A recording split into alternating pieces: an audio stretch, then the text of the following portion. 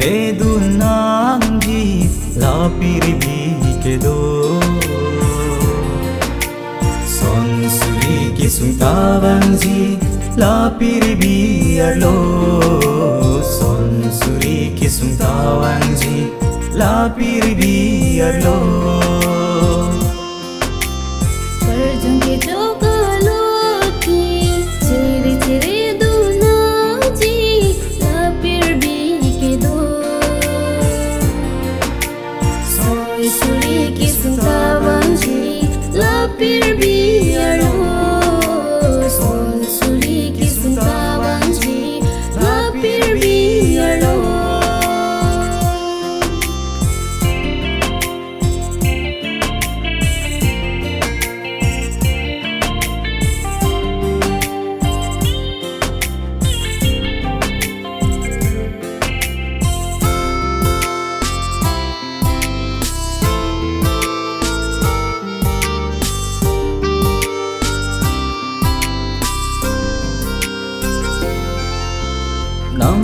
Nam bom ri no ta he no a tu sui ta vi non nang ni klo po ha the pa ya rang Dam bom ri ka he no to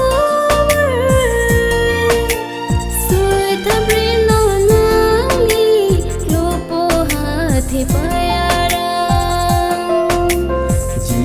ke than ala kroya tu mana phan se sining hem reng me adim do cho ji Ji sui ke thana lam kroya tum ana phan si sining hem reng me adim do cho ji kroi ke atum an ke ha he rang ade kroi ke atum an ke ha he rang ade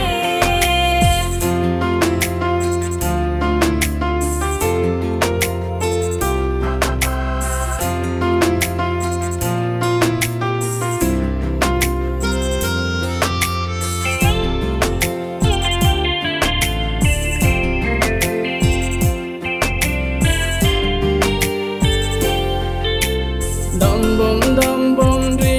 no ka he no a to wa sui tha vi non na ni klo po hat pa ya ra dam bom ri no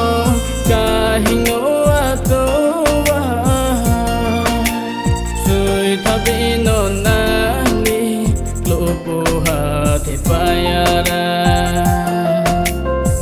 Bukan saya niki ili nong ilong ni pakai klema tu mangi papa nong nang silong ji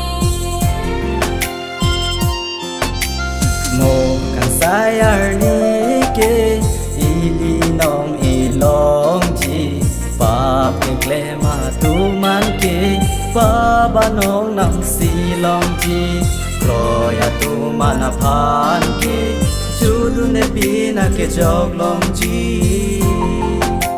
kroya tu mana phan ke chudu ne pina ke jog long ji